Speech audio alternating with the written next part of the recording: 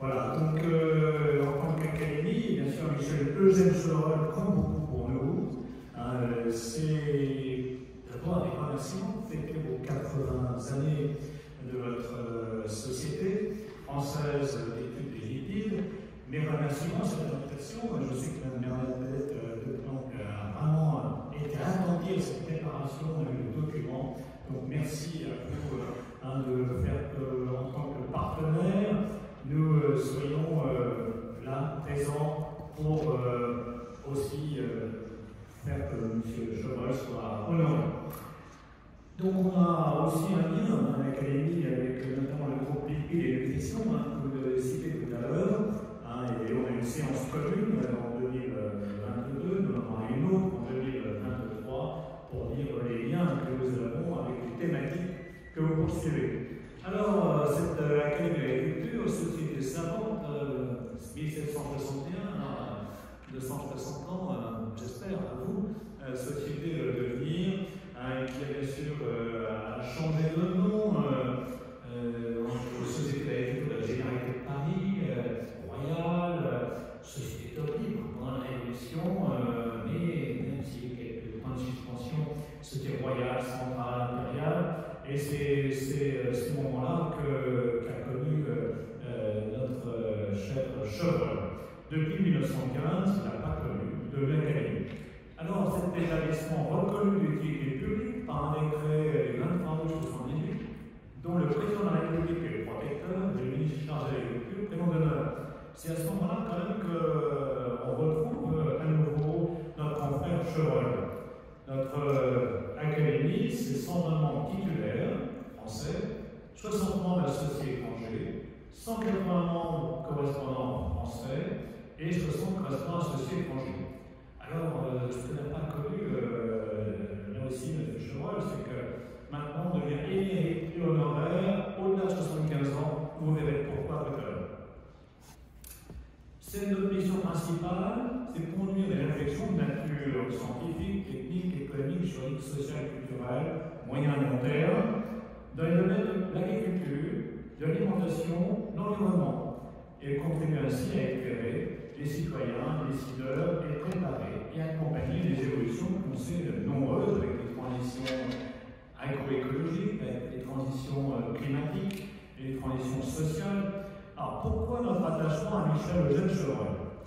On y reviendra, vous entendrez tout à l'heure mon confrère Christian Prévost, qui était un immense scientifique, avec ses pairs à l'époque de l'Académie des sciences, avec ce lien Académie des sciences et ce qui deviendra l'Académie de l'agriculture, 57 années de présence plus qu'active à la Société d'agriculture, et à partir de 1832, est membre de la division des sciences appliquées à l'agriculture et à la section des sciences physico-chimiques agricoles. Il en devient vice-président en 1849, puis président en 1850.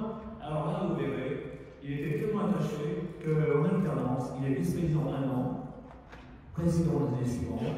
Pourquoi? Nos statuts, c'est qu'on peut être vice-président, président et après ancien président. Mais lui, ancien président, il a recommencé vice-président et ainsi rôle permanent jusqu'à son décès, jusqu'en 1889. Donc l'Académie d'agriculture est beaucoup, puisque c'est à ce moment-là que je vous ai parlé du décret présidentiel.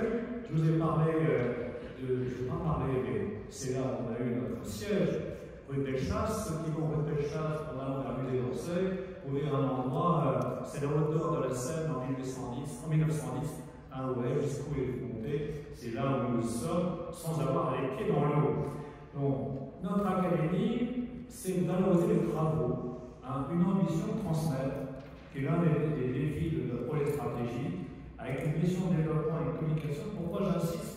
C'est qu'aujourd'hui, on ne peut pas s'abstraire des nouveaux outils de communication. C'est notre présence sur les réseaux sociaux, en votre 17 000 amis sur Twitter. C'est l'accès à une chaîne YouTube de l'Académie, j'y reviendrai, et c'est l'encyclopédie ouverte au grand public, l'encyclopédie bien sûr, sur le site internet de l'Académie. L'accès direct à la chaîne YouTube, vous pouvez y avoir accès, quelles que soient les séances, et vous verrez qu'on est à un peu plus de 1700 abonnés aujourd'hui de cette chaîne, et que nos séances publiques hebdomadaires, que déjà connaissaient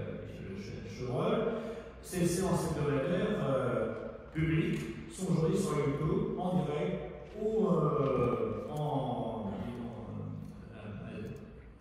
différé. Et on a certaines séances qui ont atteint plus de 3000 vues.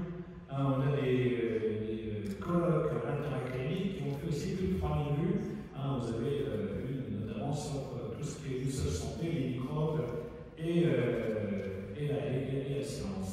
Alors, l'encyclopédie, quelques mots, c'est en donner un lectorat non spécialisé dans ces domaines de l'agriculture, de l'alimentation, l'environnement, avec 3 gammes de documents, questions sûres, qui traitent d'un sujet en 4 pages, des fiches repères, qui partent d'une opinion un peu répandue, qu'on pourrait parfois appeler fausses nouvelles, puis par un tableau chiffré et commenté qui propose une vision objective, mise à jour tous les 2 ans. Des vidéos aussi, c'est aujourd'hui à peu près 500 documents qui sont en ligne. Donc depuis 260 ans, mesdames, messieurs, l'Académie de culture et d'éducation, la connaissance, comme vous. Elle a une ambition transmettre, comme vous, et comme ce jeune, nous souhaitons vous accueillir dans le locaux entre Olivier Wexler et Pasteur dans cet élan passé, l'année du bicentenaire de sa naissance, que nous avons fêté avec l'ensemble des académies et l'Institut Pasteur. Merci de votre écoute, excellente journée, Chevreul.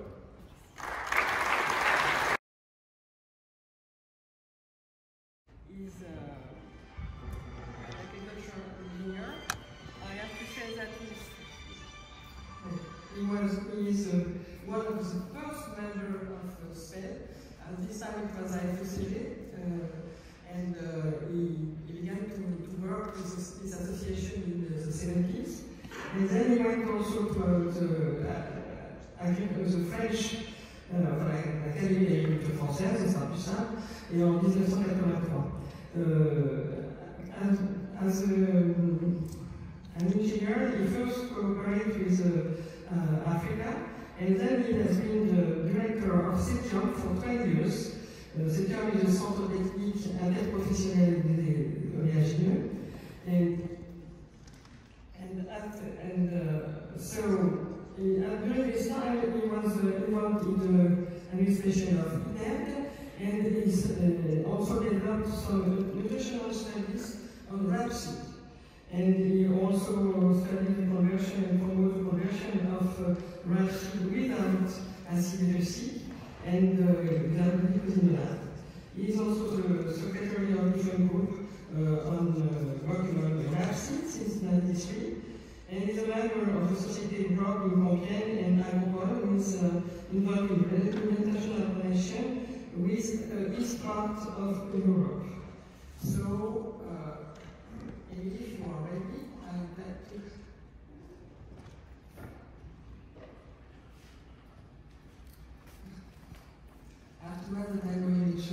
Merci, Madame la Présidente.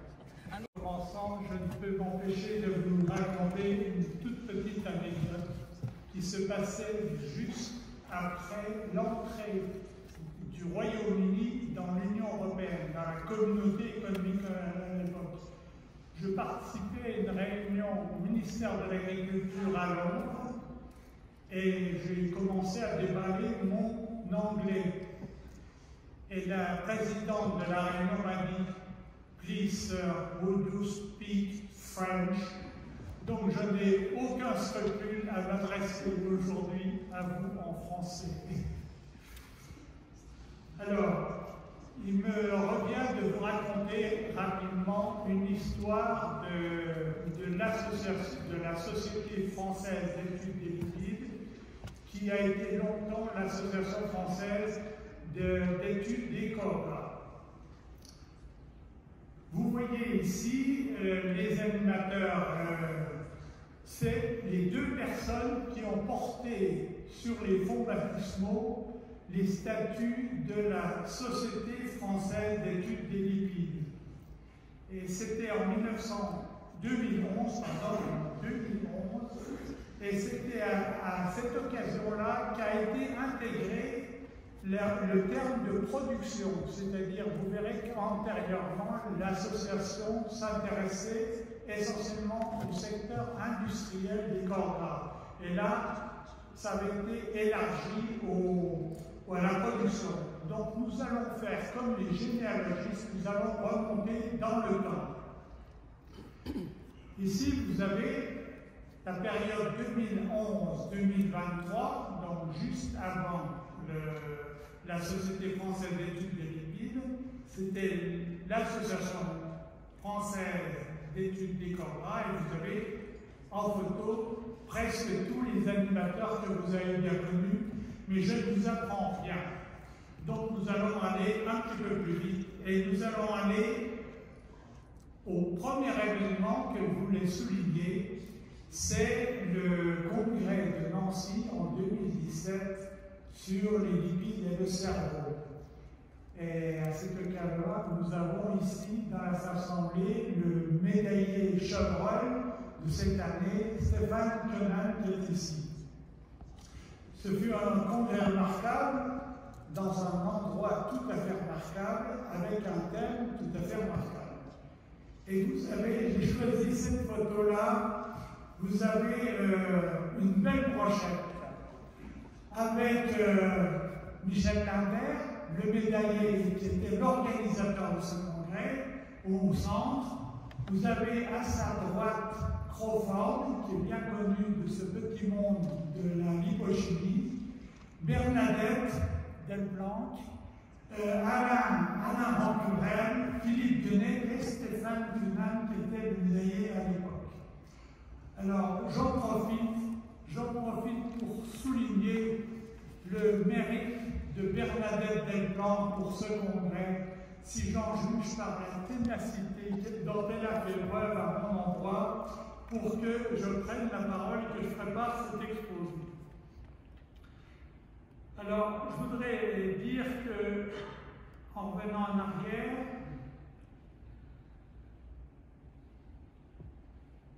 que les animateurs actuels, c'est un ensemble assez remarquable de chercheurs universitaires, de représentants d'industrie, des centres techniques, c'est-à-dire tout ce monde, toute cette famille que nous sommes est représentée.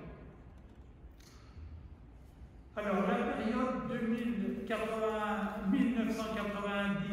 1990-2011, en montant, c'était donc, comme vous le voyez, l'Association française pour l'étude des corps gras.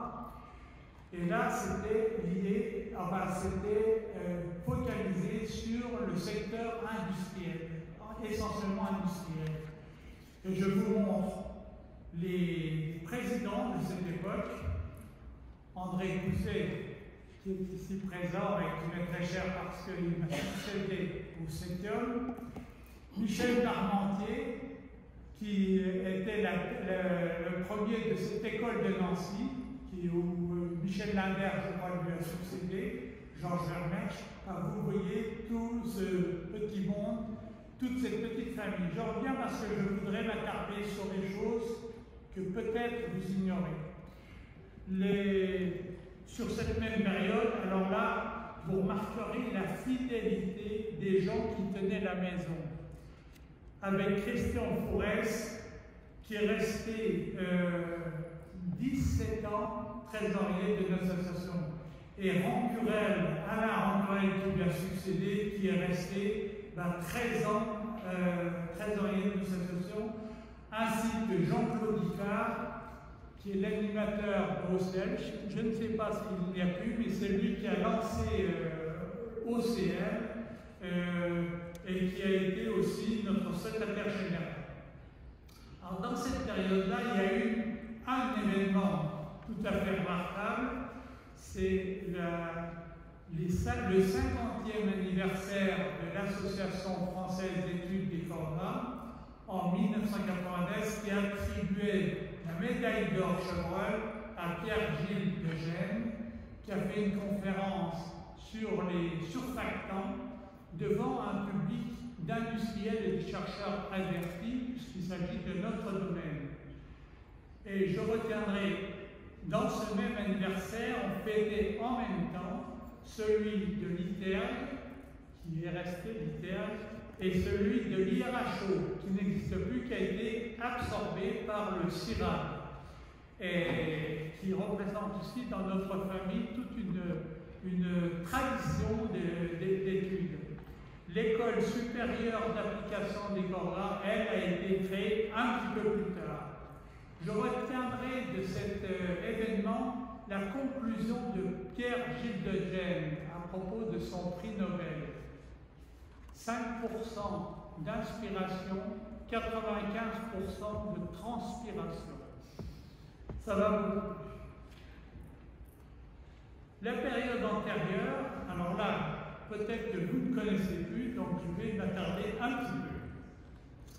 Nous avons eu comme président Maurice Naudet, qui était le successeur au Laboratoire national des matières grasses à Marseille, qui succédait au professeur Pierre Bénuel, membre de l'Institut, qui a été président de notre association. Et dans ce portrait de famille, je voudrais insister sur deux figures qui ont été tout à fait importantes. Celle d'André Prévost, qui a été directeur des laboratoires de l'ITER à Pessac, qui a d'ailleurs accompagné ces laboratoires lors de leur décentralisation à Pessac. Et on peut lui attribuer à lui le mérite d'avoir formé la plupart des scientifiques de notre secteur à la chromatographie en phase gazeuse. Colonne remplie d'abord et colonne capillaire ensuite. Et François Loboda, qui était l'industriel correspondant, qui était le directeur de la recherche de l'ESIEUR et qui était à Dunkerque. Et ces deux personnes, finalement, ont réalisé soit les formations, soit pour François Loboda les analyses même du colza, parce que pour la sélection du colza sans acidérosite, on n'a que quelques jours, quelques semaines, on va dire, pour analyser les graines et préparer la génération suivante. Et c'est François Loboda qui faisait les analyses pour Darozès, les établissements Ringo, qui ont lancé leur propre colza acidérosite.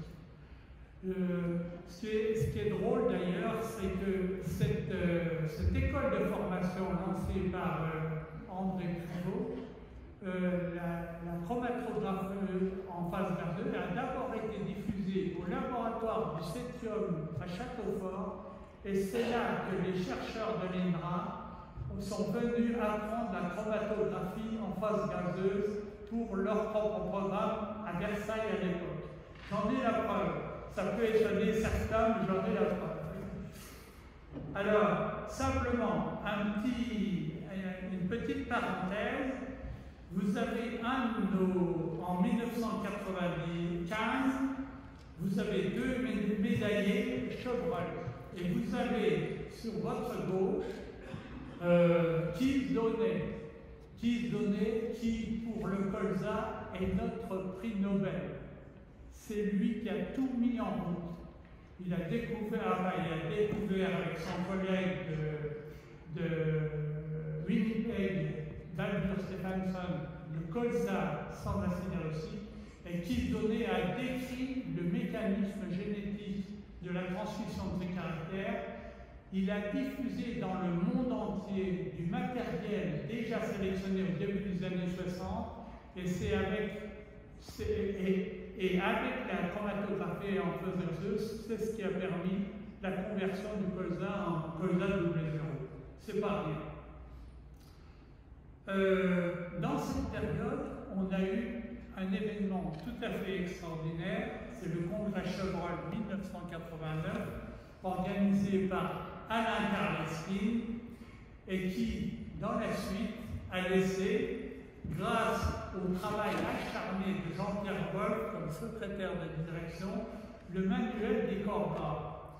Manuel des corps gras que vous avez, je suppose, dans vos bibliothèques, mais dont la publication est arrivée en 1992, 3 ans après, c'est dire le travail qui a été nécessaire pour mettre ce manuel des corps gras au point, dont bon nombre d'auteurs sont dans cette salle.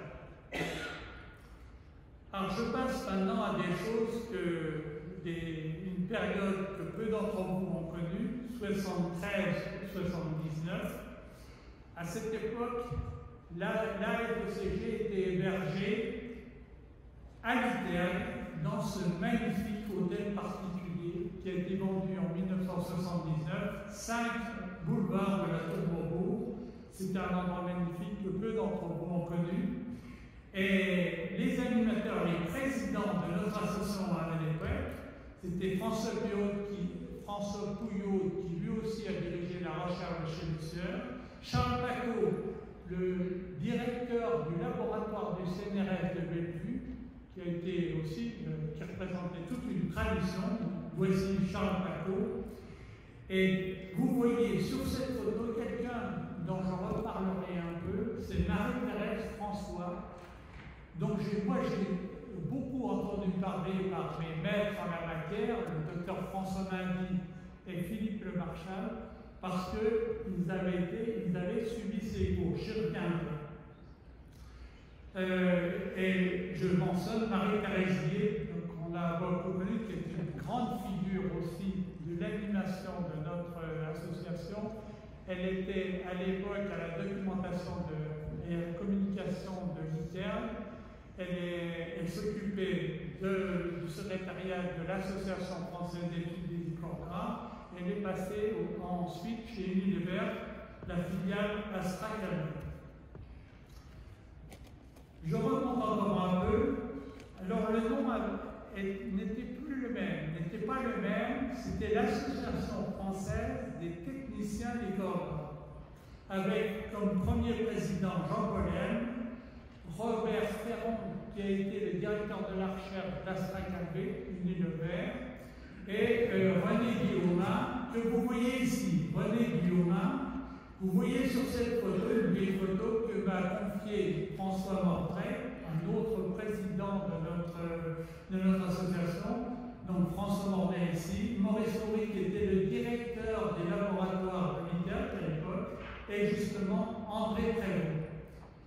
C'est une photo qui a été prise en 68, je voudrais faire une petite mention particulière pour mon ami Jean-Paul M, qui est disparu aujourd'hui, qui en plus d'avoir été un homme extrêmement curieux, il a dirigé l'ITER, il a dirigé la recherche de Lucier, il a été consultant et lui-même industriel pour des fabrications d'acides gras à haute valeur, notamment l'acide arachidonique. Mais c'était aussi un peintre de talent. Et vous avez, sur cette photo, son portrait bien sûr, et vous avez la peinture qui orne aujourd'hui la salle de réunion au 66 rue Lavoisier. La salle de réunion qui héberge l'Association française des corps. Et vous avez à droite une affiche de ces expositions, puisqu'il en a fait plusieurs dans les années 90, qui est plus représentative de sa production picturale.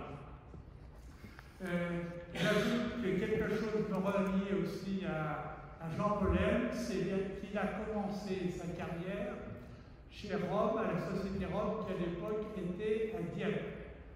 J'ai dirigé la Société Rome, mais à Compiègne. C'était la même société. Et je crois qu'il avait fait ses débuts, sinon sa thèse, au laboratoire du CNRS de Bellevue.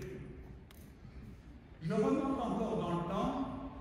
Alors là, nous arrivons à l'origine, la date de naissance de notre association en 1943, avec comme président de 1947 à 1960, jusqu'à sa mort, Georges Wolff.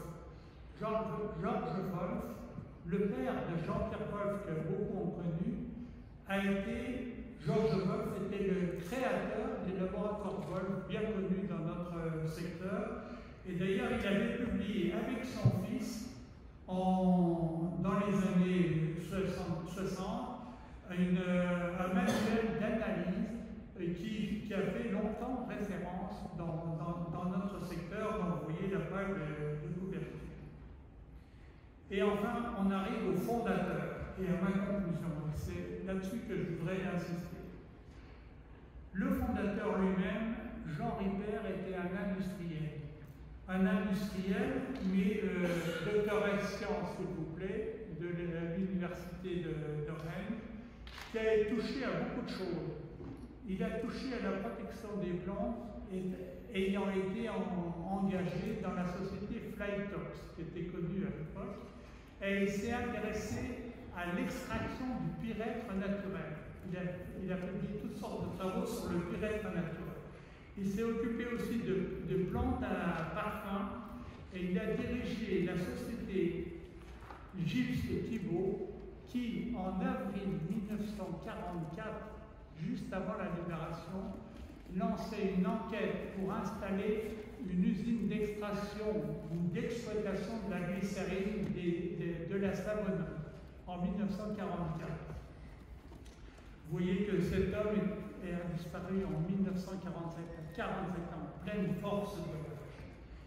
Et la fondation, l'association était hébergée à la maison de la chimie que vous connaissez, la plupart d'entre vous. Cette magnifique maison, elle y est restée jusqu'en 1963.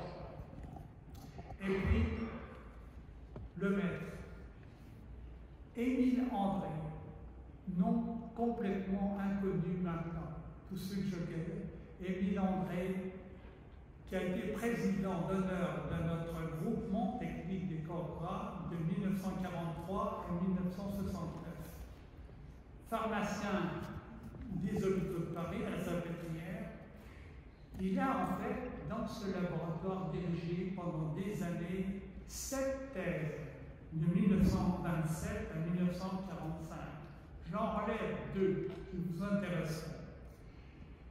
Une contribution à l'étude de l'huile des animaux marins avec Marie-Thérèse François, justement.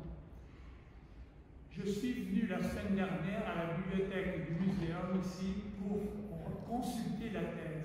J'ai été stupéfait de ce qu'on découvrait à l'époque avec les instruments rudimentaires de l'époque. En gros, les capteurs, c'était la balance et le thermomètre. Eh bien, c'est avec ça que Marie-Thérèse François a élucidé la structure de cette cire très spéciale du spermacétie, qui est un ester d'un alcool long à 22 atomes de carbone et d'un acide gras long à 22 atomes de carbone et d'un alcool de 18 atomes de carbone, avec des instruments. Vous pouvez consulter ici la thèse. La deuxième est encore plus intéressante. Avec un étudiant en 1933, une thèse et des notes à l'Académie des sciences étaient publiées sur la contribution à l'étude de l'action des ferments de graines de soja sur les lipides. Il l'avait appelé l'hypoxydase. Je suppose, je ne suis pas chimiste, il y en a plein dans la salle, mais allez voir cette thèse. Je suppose qu'il s'agissait de la première découverte, de la première mise en évidence de l'action de l'hypoxygénase sur les lipides, avec toute l'histoire qui s'en est suivie ultérieurement. Alors, Émile André a dirigé, en 1941, il avait exactement l'âge de la retraite. On lui a confié un laboratoire hébergé à l'Agro, rue Claude Bernard, pendant toute la guerre, et il a abreuvé l'Académie d'agriculture à l'époque de notes sur l'analyse du colza, l'analyse des glucosides du colza, et des notes qui sont dans les comptes rendus que vous pouvez consulter. Il est rentré à l'Académie d'agriculture en 1948 et en est devenu le président en 1966. Et si vous aimez les belles pages d'histoire et le beau français, allez consulter l'arachide. C'est aussi en ligne sur Gallica l'histoire de l'arachide écrite par Émile André dans le volume de 1932. C'est absolument magnifique. Vous embarquez avec Cabral depuis le Portugal pour découvrir le Brésil et continuer par un tour du monde, et c'est là que l'arachide a été découvert. Je vous remercie de votre attention.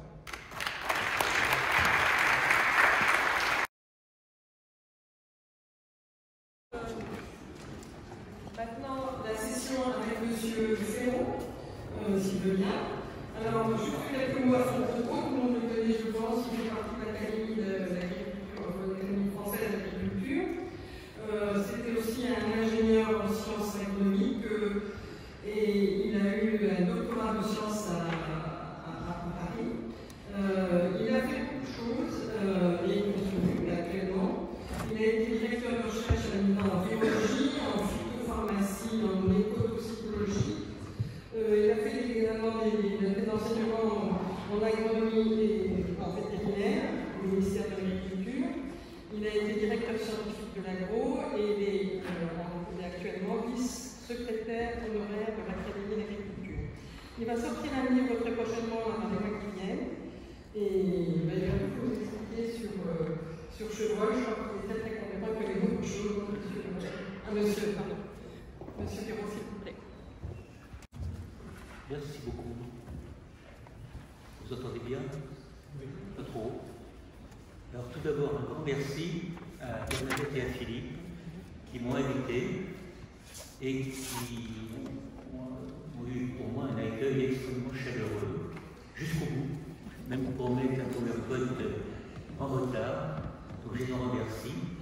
C'est un honneur pour moi de vous parler et je parle en plus dans la file des 3 personnes qui m'ont précédé, 4 avec mon secrétaire perpétuel. Ils ont ouvert la voie, ils ont parlé de chimie, ils ont parlé de beaucoup de choses. Je vais donc pouvoir aller relativement vite pour le reste. De toute façon, je n'avais pas prévu, je ne suis pas chimiste, je n'avais pas prévu de parler d'autre chose que d'un sujet un peu curieux peut-être, Chevreul à l'Académie d'agriculture de France. J'ai eu le coup de foudre pour lui, il y a longtemps maintenant. Il est le membre le plus connu, le plus, pas éminent, je dirais, mais presque. Il y a Louis Pasteur, qui m'avait bien à dos. Et il a tellement duré, il a tellement fait de choses pour la société d'agriculture de l'époque, que je me suis intéressé très fortement à lui. Quand le Covid est arrivé, je me suis dit brusquement écrire un livre sur lui. Je vais faire des biblios évidemment. Ce livre est resté en rade depuis parce que j'ai écrit autre chose, mais je conviens de publier, il est écrit. C'est un petit livre de 200 pages. Il est écrit et il est publié en 2023. Alors j'ai intitulé ma courte communication Michel Eugène, un immense savant à la Société d'agriculture de France. Je vais aller très vite sur l'Académie, avec cette société. Je parle en français car c'est une académie et royale et française. Et donc ça me paraît logique. Constant Lecœur a présenté les choses. J'ai mis quelques membres éminents de cette société pour situer l'arrivée de Chevreul. Il arrive là où on sévit des gens comme Buffon, Lavoisier et Jussieu. Et il va intervenir un petit peu en précédant Louis Pasteur, par exemple. Cette société a eu beaucoup de noms, Constant vous en a parlé. J'ajouterai un 13e nom qui est méconnu mais qui est curieux.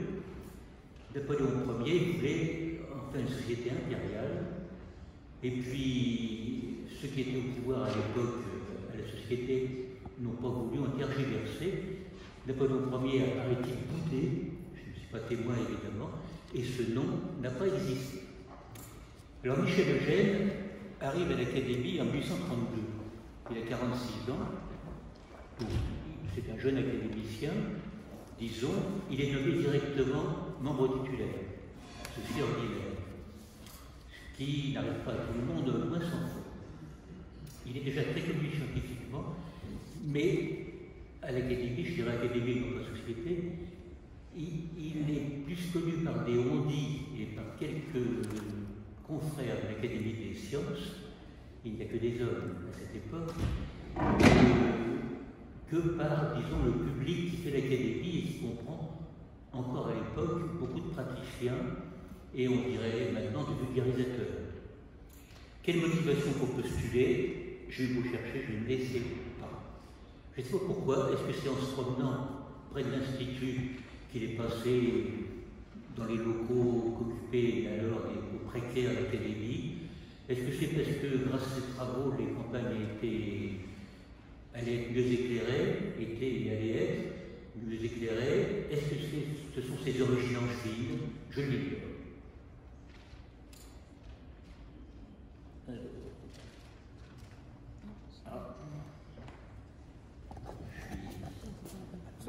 Il y a deux périodes dans sa vie à l'Académie. La période depuis son élection jusqu'à 1848, on dira, pour faire simple, la période royale, avant d'être républicaine, où il est très présent aux séances. Quand on fouille dans les registres des séances hebdomadaires, on trouve sa signature, et cette donnée est un peu lacunaire aujourd'hui. Il y intervient très souvent. Très souvent, il est très éclectique, très ouvert à tout, et je dirais qu'il est respecté et admiré pour son immense culture. Les savants la connaissaient, les autres en sont surpris. À partir de 1849, et comme vous l'a expliqué mon secrétaire perpétuel, il descend dans l'arène. Il descend dans l'arène en devenant officier de l'Académie. Les officiers sont donc les membres du bureau, à l'époque moins nombreux qu'aujourd'hui. Ces officiers sont soit perpétuels, et à l'époque ils étaient perpétuels jusqu'à leur mort, il y en a qui ont fait plus de 40 ans. Aujourd'hui ils sont perpétuels jusqu'à 75 ans seulement. À l'époque donc il y avait les perpétuels. Et puis il y avait le président, le vice-président, le président, et le vice-secrétaire qui a été élu annuellement. Chevreul se présente. Pourquoi se présente-t-il? Là aussi, je n'ai pas trouvé de source intéressante là-dessus, précisant pourquoi. Il n'a jamais écrit le pourquoi. En plus, à cette époque, juste avant, en 1948, il y a eu une énième réforme statutaire et la société de l'époque, monolithique, avait été divisée entre la ville de Beaucou, comme l'Académie des sciences, l'Académie royale des sciences, en sections, en divisions, une division un peu théorique et une division appliquée, et en sections. Michel Eugène appartenait à la section des sciences physico-chimiques agricoles, qui existe encore sous un vocable très légèrement différent. Alors il rencontre ses copains de l'Académie des sciences, et en particulier des très grands noms de l'Académie d'agriculture, comme Boussingault, Becquerel et Péligot. Alors là, j'explique seulement la règle. Il est élu, une élection de maréchal, il est élu très facilement. À l'époque, l'Académie comportait 40 membres titulaires seulement, d'où ce score de 25 sur 26. Et il dit modestement qu'il s'efforcera de suivre les présidents qui l'ont précédé.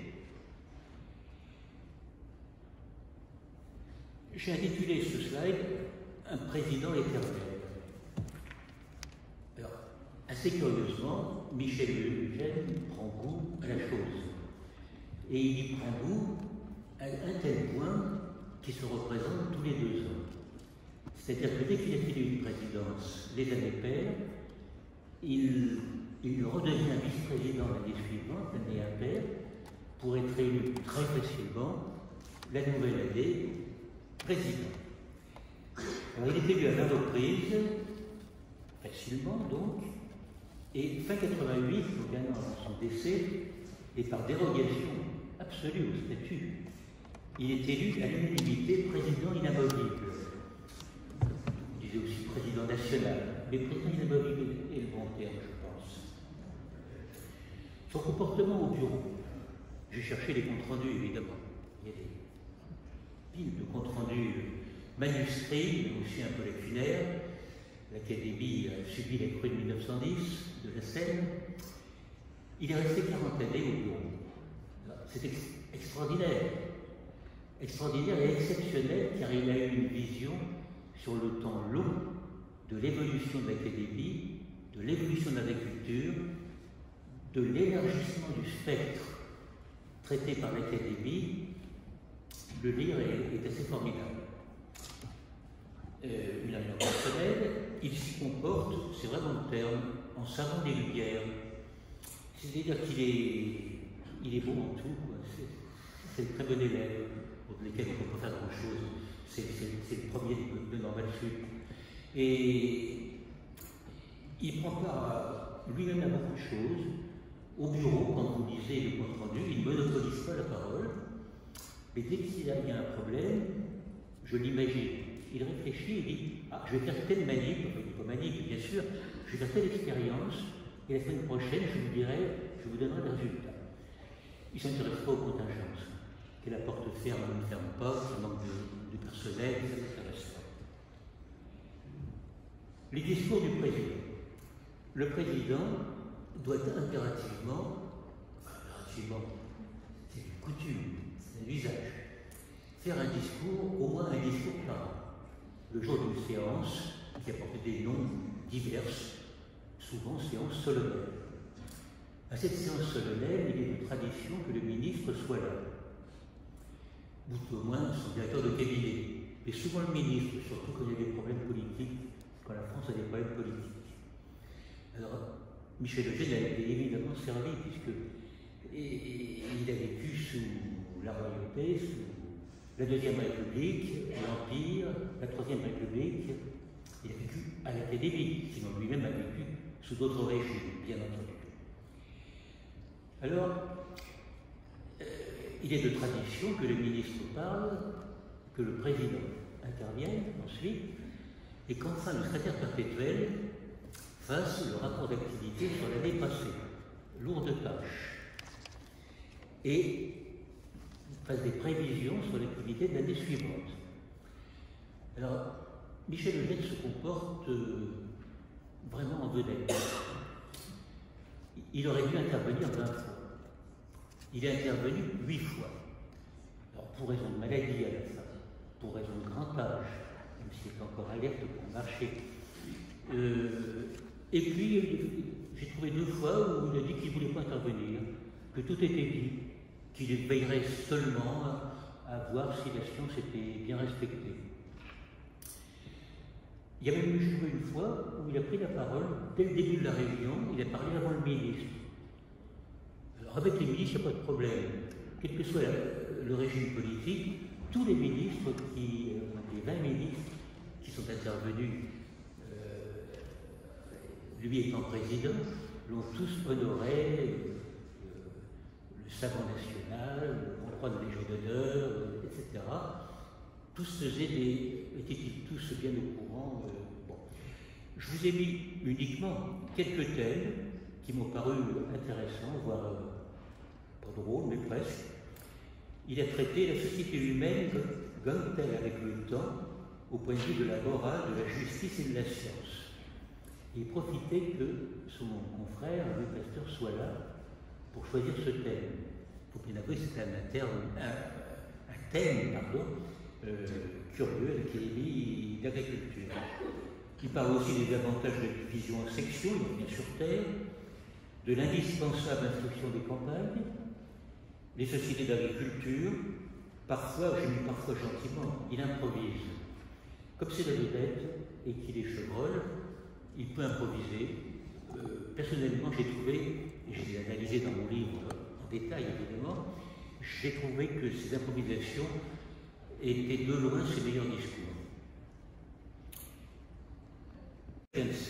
Chevreul était d'une prolixité orale légendaire. On n'arrive pas à l'arrêter de parler. Et bon. J'étais très surpris de voir en face la faiblesse du nombre de ces communications, qu'on appelait à l'époque mémoire. Alors M. Leray a rappelé des grandes communications scientifiques faites ailleurs, notamment à l'Académie des sciences, à l'Académie royale des sciences. Chevreul, lui, il a été 57 ans à l'Académie, dont beaucoup aux affaires. il fait très peu d'interventions, très peu. Il en fait en tout, je l'ai trouvé 14. Je n'ai pas trouvé d'inédite, j'en ai cherché pourtant.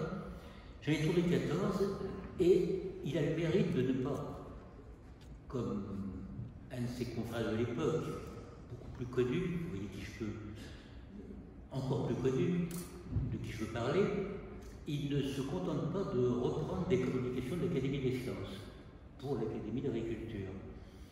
Il fait des choses originales sur des sujets sur lesquels on n'attend pas du tout, mais pas du tout. Alors, par exemple, il parle du boulon de la compagnie hollandaise, d'empélographie, des problèmes liés au choléra, de la production et de la consommation de guano. Bon, je n'ai pas les 14 en tête, parce que ce serait fastidieux, et sans grand intérêt. Alors, comme il est très prolixe, lors des séances, il intervient énormément. Il conteste, il redresse, il le fait toujours avec gentillesse. Il a beaucoup de respect, y compris pour les agriculteurs majoritaires à l'époque à l'Académie. Il cherche à les comprendre, il cherche à se mettre à sa place, à leur place, etc. Alors, il arrive qu'il ne soit pas là. C'est rare. Je comptais le nombre de fois où vous n'avez pas été là. Il n'est pas là quand on parle de contingence, en particulier. Ça ne m'intéresse pas du tout. Et j'ai trouvé à plusieurs reprises, comme pour Pasteur d'ailleurs, des académiciens disant de lui, à l'occasion d'une intervention, disant de lui, Monsieur Chevreul, j'ai dit à Monsieur Pasteur, penserait que, c'est-à-dire que l'Assemblée est tellement persuadée que la pensée de Michel Eugène est bonne, qu'il parle pour lui. Chevreul Baptiste. Alors là, je fais un saut, évidemment, je viens de vous dire qu'il ne s'intéressait pas aux contingences. Jusqu'aux années 1876, l'Académie était hébergée dans des locaux de fortune, sur Paris, mais vraiment dans des locaux de fortune. Le secrétaire perpétuel de l'époque, Jean-Augustin Barral, l'un des plus grands, à mon sens, secrétaire perpétuel juste ici, en était très mécontent, d'autant que c'était lui qui avait déjà fait et obtenu du pouvoir politique le nouveau statut de 1878, qui créait l'Académie de fait, si ce n'est en droit. Et puis il y avait un agriculteur, Amédée de Béhague, disons un notable agricole et rural, que j'ai appelé dans une publication le transformateur de la Sologne, c'est-à-dire qu'il a montré le chemin pour faire quelque chose de la Sologne qui à l'époque n'était vraiment pas en grand état. Et alors ce membre, M. de Béhague, s'apprêtait à donner une grosse somme à l'Académie pour faire construire un hôtel. Alors tout le monde s'est mis d'accord, Michel Eugène n'a pas été trop dans les affaires. J'ai trouvé des textes disant par exemple que ces jours-là, quand on en parlait concrètement, cette construction, il allait au muséum, il y avait des clients à faire. Alors, l'hôtel de l'Académie, l'hôtel actuel de l'Académie a été construit donc, grâce à ce trio, parce que sans Chevreul, il n'y aurait sûrement pas eu. Il a été construit, c'est l'hôtel de l'Académie du 18 rue de Bellechasse. C'est l'hôtel où l'Académie est toujours, beaucoup d'entre vous le connaissent. Il est donc dans le quartier avec elle cette Académie royale française. Chevreul nous accueille. Vous avez déjà vu ce buste magnifique. Quand vous pénétrez à l'Académie, on est accueilli à droite par Michel Eugène. Eugène Solny, grand sculpteur, avait réussi à faire sur le modèle, vivant évidemment, un magnifique marbre veillé de gris, très, très sensible à mon goût. Je me suis permis d'ajouter, semblant témoigner d'une fierté raisonnée de l'œuvre par lui accomplie. Alors ce buste avait été placé dans la salle des séances. Il avait été offert aux frais de l'État, et Chevreul, dès que ce buste a été fait, l'a offert à l'Académie. Il est resté très longtemps au fond de la salle des séances. Deux événements marquants émanant de la société pour honorer Chevreul. Alors la société, à la fin de la vie de Michel Eugène, met en valeur deux fois son héros. Et de quelle façon?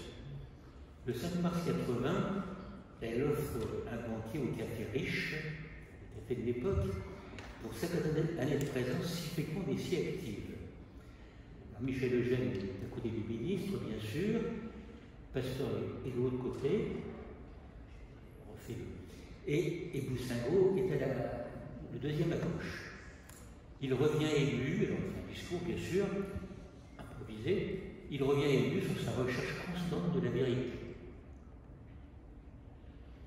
Le 30 août 86, la veille du jour de ses 100 ans, puisqu'il était le 31 août, la Société Académie organise une cérémonie grandiose, au cours de laquelle les étudiants, chacun sait qu'il est bien le terme étudiant, lui offrent une médaille et ses confrères lui offrent un bronze de chapelure représentant la pensée. Le secrétaire perpétuel, qui est Louis Passy, notre grand secrétaire perpétuel, déclare « La France a remporté la victoire du centenaire ». Il y a eu une fusion. Avant les cérémonies du lendemain, il y a tout de même 100 ans, il doit partir à l'Académie des sciences. Il sort, je le vois sortir, j'imagine, il est appuyé au bras de Louis Passy, le secrétaire perpétuel donc, et il tient, avant de monter dans sa voiture à cheval, il tient à aller signer le registre des présences. Et l'Académie possède cette pièce extraordinaire de Chevreul à 100 ans. Conclusion. 57 années de présence plus significative à l'Académie. J'ai osé mettre le nom le plus marquant car plus engagé que Pasteur. Pasteur est la grande vedette de l'Académie, c'était le 19e siècle. C'est évident. Mais Chevreul incarne l'Académie. Toujours présent, toujours actif, toujours au courant de tout, intervenant sur n'importe quel sujet. Beaucoup d'apports rendant les membres plus exigeants et davantage tournés vers la réflexion scientifique. Chevreul a réussi à captiver un auditoire qui n'était pas scientifiquement acquis, parce que scientifiquement peu compétent. Il a réussi au cours de ces années à transformer l'approche de l'Académie. Il l'a acheminé beaucoup plus fortement, par exemple, vers l'agroalimentaire, qui est, comme M. Lecœur l'a dit ce matin, un des trois grands thèmes de l'Académie actuelle. Et puis, il avait vraiment, en nous disant, une volonté tenace d'améliorer l'agriculture. Alors pour lui, c'était un lieu d'ancrage reposant et apaisant. En fait, il était à l'Académie des sciences, parce qu'il le méritait 100 fois, bien sûr, parce qu'il est la fine fleur des grands scientifiques. Mais c'était tout de même, déjà à l'époque, une zone de combat. Bien sûr, la science n'était pas mise en question, tout le monde, toute la France croyait dans les bienfaits de la science, heureuse époque. Mais c'était une zone de combat d'idées, d'autant qu'avec Chevreul, il y avait comme des personnalités pas très simples, comme Berthelot par exemple.